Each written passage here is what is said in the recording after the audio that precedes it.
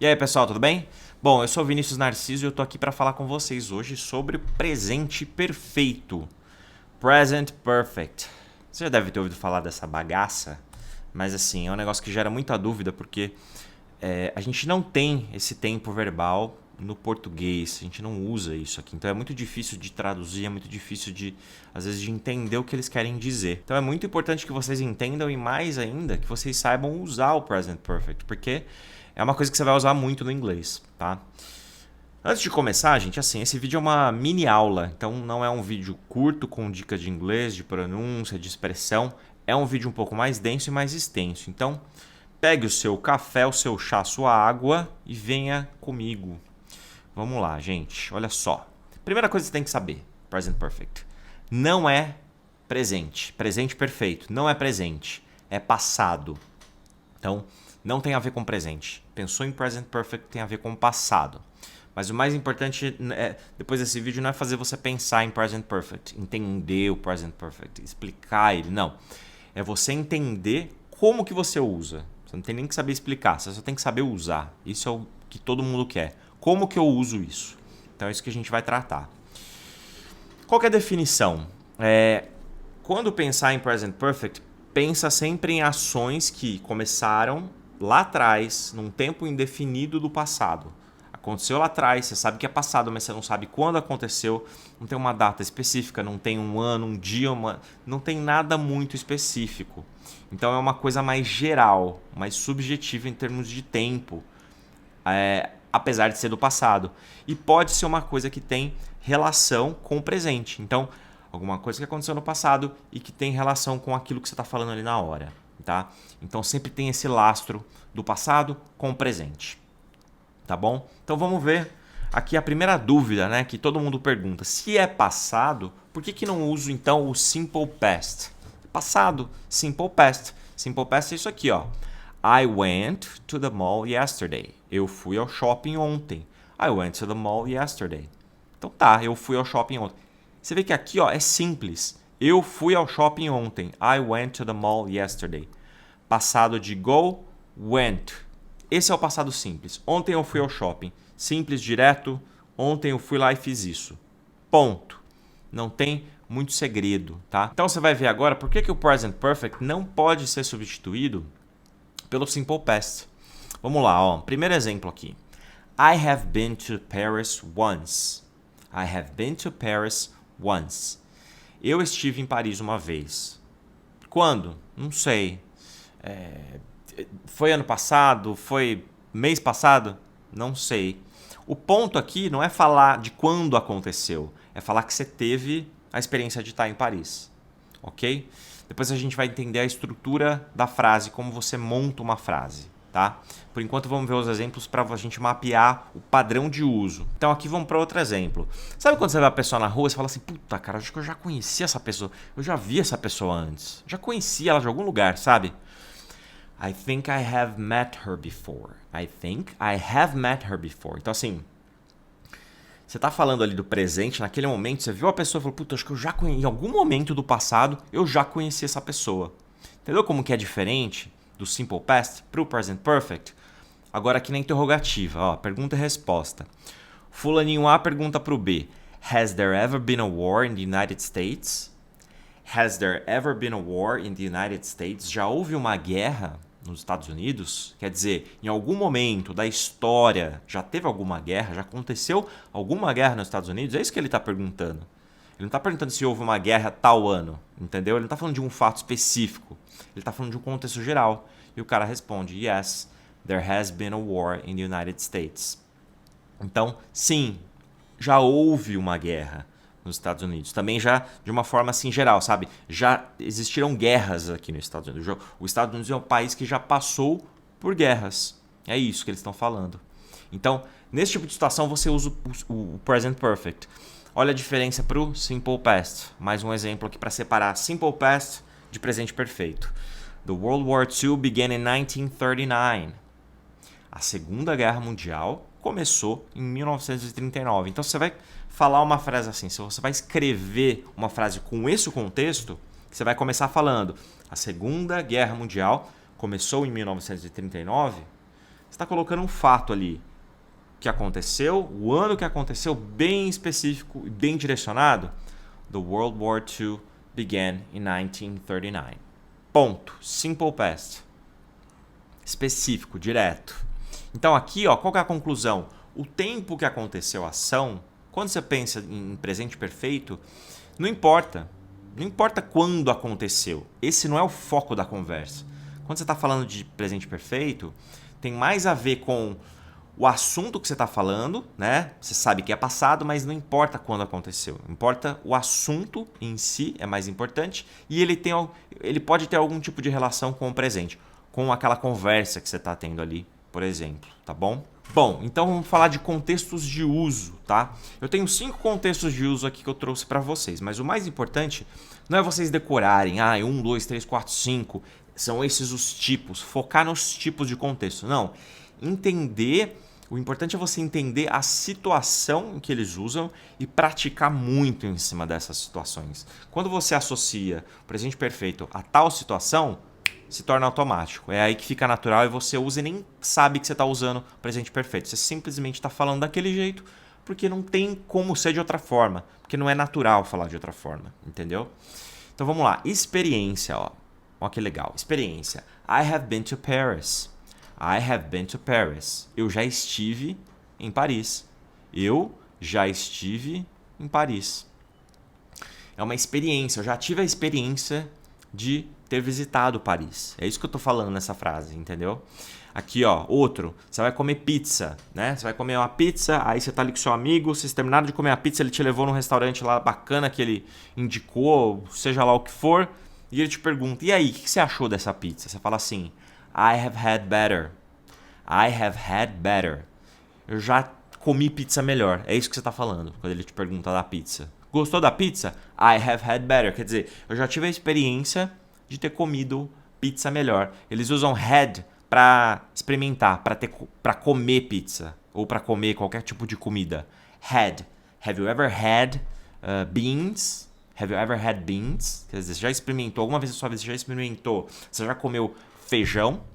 Então, had, nesse caso, tem o significado de comer, de ter experimentado, de ter comido aquela pizza. I have had better.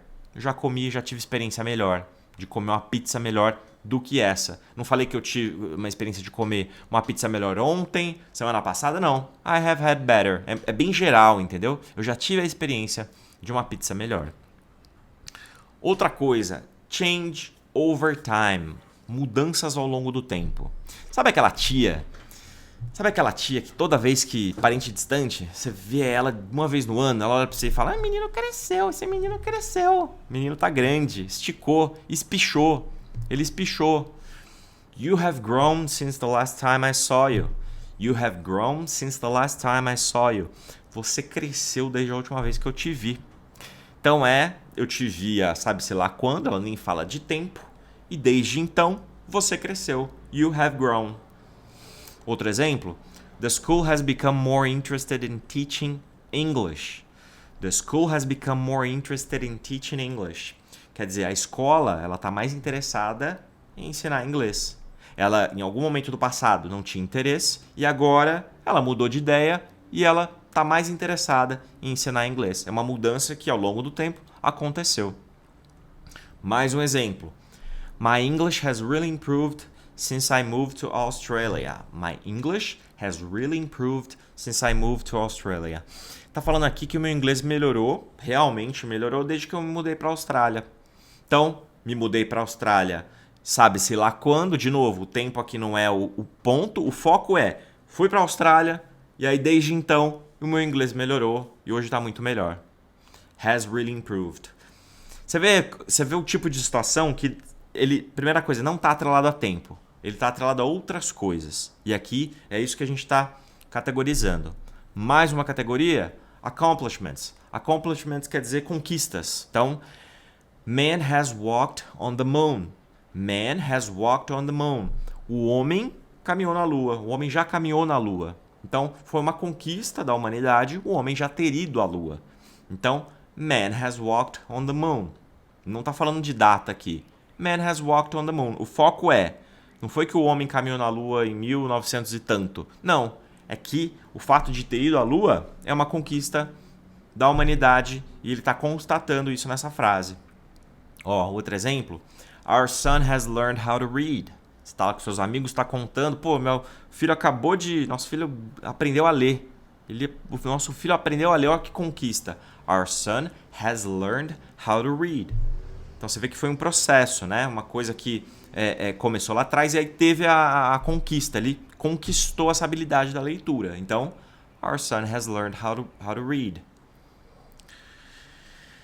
Doctors, aí na negativa. E aí pra gente fazer uma negativa aqui, né? Doctors have not found the cure for cancer yet. Doctors have not found the cure for cancer yet. Os médicos ainda não encontraram a cura para o câncer. Eles ainda não encontraram a cura para o câncer. Então, pode ser também conquistas, mas falando no sentido negativo. Uma coisa que não aconteceu, certo? Doctors have not found the cure for cancer yet. Então, ao longo do tempo, eles ainda não encontraram, né? É uma mudança através do tempo, só que no sentido negativo. Eles estão tentando, mas have not found the cure for cancer yet.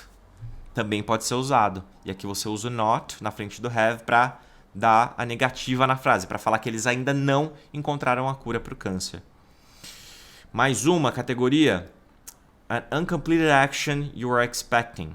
É uma ação que ainda não foi terminada e que você está esperando que aquilo acabe, que aquilo seja finalizado. Então, por exemplo, aqui, ó, Marlon has not finished his homework yet. Sabe? Tipo, você tá lá, vocês estão esperando para jantar com a família à noite, aí o marido pergunta para a mulher, tá, por que a gente não comeu ainda? Because Marlon has not finished his homework yet. O Marlon ainda não terminou a lição de casa. E eu tô esperando ele terminar para a gente poder jantar. Então, Marlon has not finished. Também é outra na negativa, em cima de uma situação que está acontecendo agora e ainda não acabou. E você está esperando que acabe, porque o Marlon é o danado que está enrolando para fazer a lição de casa. Quer ver outra? Você vai sair para correr, aí você olha na janela e fala, puta, meu, você está esperando passar a chuva. The rain hasn't stopped. The rain hasn't stopped. A chuva não parou. A chuva não parou. Para de chover. The rain hasn't stopped. Então começou a chover ali meia hora atrás, que é um passado recente, por exemplo, e the rain hasn't stopped. A chuva não parou. Pode até ter um yet aqui, né? The rain hasn't stopped yet. Yet. The rain hasn't stopped. Que seria ainda. A chuva ainda não parou. A chuva ainda não parou, se tivesse o yet. E aí o quinto e último contexto é multiple actions at different times. Várias ações em diferentes tempos. Quer ver um exemplo? We have had many major problems while working on this project. We have had many major problems while working on this project. A gente teve muitos problemas graves problemas enquanto trabalhamos nesse projeto. Então tinha um projeto, a gente trabalhou nele ao longo de um período de tempo e nós tivemos muitos problemas. Quer dizer, foram acontecendo problemas ali em vários tempos diferentes, em várias ações diferentes. We have had many major problems. Outro exemplo. The army has attacked that city 5 times. The army has attacked that city 5 times. Então tá em guerra lá, o exército atacou aquela cidade 5 vezes. 5 momentos diferentes, 5 ações diferentes. Sempre que estiver falando desse contexto, também vai usar o presente perfeito, tá? E qual que é a composição dessa frase? O que todas essas frases aí elas têm em comum? Então vamos lá, gente. Elas têm aqui um sujeito, que é de quem você está falando, né? Eu, é o porquinho, é o Marlon, é a guerra, é o que é o assunto. Dependendo do assunto, você vai usar have. Dependendo do assunto, você vai usar has. Então, have ou has. E aqui, o passado particípio. O que é o passado particípio? Bem simples, tá, gente? Eu vou fazer aqui só uma explicação rápida. Depois eu vou fazer um vídeo de passado particípio para vocês entenderem. Mas, ó, no inglês a gente tem verbos regulares. O que é verbo regular? Verbo regular é verbo trabalhar. Work, presente. Worked, passado. E passado particípio é worked. isso é chamado de verbo regular. Você tem uma porrada de verbos, a maioria dos verbos são verbos regulares. Clean, que é limpar. Cleaned, passado, e passado particípio, cleaned, é igual. E aí você tem assim, enfim, uma infinidade de palavras que são assim. Ou você tem o ed no final, como essas duas palavras aqui, ou dependendo da palavra, você só tem o d. Você vai colocar o d no final, tá? É muito simples, depois eu faço um vídeo sobre isso. Mas aí você tem os verbos irregulares, que não tem uma lógica. Aí não tem uma lógica, tá? Vou pegar esse verbo gone aqui. Presente, go. Passado, went. Particípio, gone. Por quê? Porque é assim. It is what it is. É o que é. Não tem uma explicação, não tem uma lógica. Você simplesmente tem que decorar, tá? 80, se você tiver uns 100 verbos, uns 80 verbos irregulares bem dominados, você consegue ir longe no inglês, muito longe, tá? Se você colocar verbos irregulares em inglês no Google, verbos irregulares em inglês no Google, você vai achar milhares de sites com os verbos mais comuns, mais usados, e aí é só uma questão mesmo de você memorizar, usar, colocar em prática, porque senão você esquece. E 80, eu digo por volta de 80, você tá muito bem na fita, tá bom? Então essa frase aqui, ó, vamos lá. They have gone to the beach before. They have gone to the beach before. Então eles já estiveram na praia antes. Eles já alguma vez na vida eles já visitaram, já foram à praia? Oh, sure, they have gone to the beach before. Sim, eles já visitaram, eles já foram à praia antes. Aqui é mais gone, é mais de ir mesmo, né? Mas tô falando de visitar, que também pode ser uma interpretação, enfim. O importante é they, sujeito, have, por quê? They have. Lembrando que has é para he, she, it.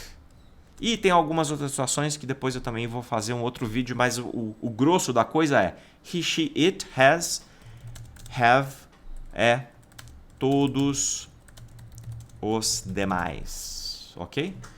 He, she, it, has, have, todo o resto. Então, have ou has, nesse caso é they, então they vai com have. Gone, que é o passado particípio de go. They have gone, resto da frase, to the beach before. They have gone to the beach before. Aí você vê que essa estrutura aqui, ela está em todas as frases, de uma certa forma. The army, o que é o army? Has, está falando aqui do exército. Has attacked. Esse é um verbo regular. The army has attacked that city 5 times. We have. Had, que é o passado de have. We have had many major problems. The rain hasn't stopped. The rain hasn't stopped. Então todos eles têm, Marlon has, Doctor have not, no caso da negativa. E claro, né, assim, no caso da pergunta, a gente teve uma aqui, mas só para recapitular com vocês, para quem não sabe, aqui, quando você faz a pergunta, você inverte, né, pessoal? Has there ever been a war in the United States? Yes, there has. Pergunta, has there? There has. Então, por exemplo, aqui embaixo, se você for falar have you ever, né? Você vai perguntar para a pessoa. I have been to Paris. Pergunta seria have you ever been to Paris? Oops. Have you ever been to Paris? Yes, I have been to Paris. Ou yes, I have. Então, pergunta, você inverte o sujeito com o verbo aqui, com o have, no caso. I have been to Paris. Have you ever been to Paris? Ok? Bom, pessoal, é isso. Em linhas gerais é isso. Você percebe que todas essas frases, todos os exemplos aqui que a gente falou de Present Perfect, tem essa questão do tempo. Está atrelado muito ao tempo. Tem sim essas categorias aqui de multiple actions, você tem ações que não foram, né, ainda não foram terminadas, você tem accomplishments, mas assim, o que tudo isso tem em comum é que o tempo ele não fica muito bem definido O tempo não é o ponto central desse passado. É um passado que você está ressaltando outras coisas. Você não está falando, eu nasci em 1985. Não. Quando você está falando nasci em 85, você está ressaltando o ano. Não. No ano que eu nasci. Entendeu a diferença? Então, a data não é importante no presente perfeito. O importante é o assunto que você está falando. E aí ele pode ter uma relação com o seu presente. Por isso que chama presente perfeito. Estou tentando justificar o nome, que para mim esse nome é bem zoado. Present perfect. Você fala do passado. Enfim, é isso.